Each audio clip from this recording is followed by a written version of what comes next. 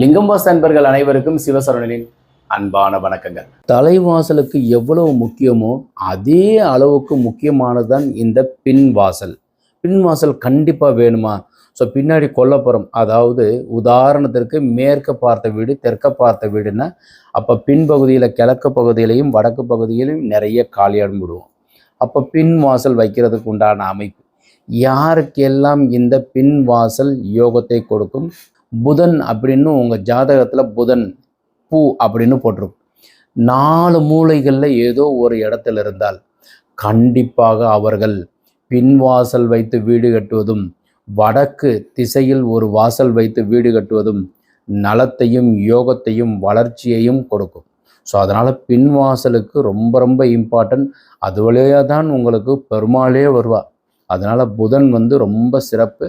அவசியமாக இதை நீங்கள் ஃபாலோ பண்ணிக்கோங்க. வணக்கம்.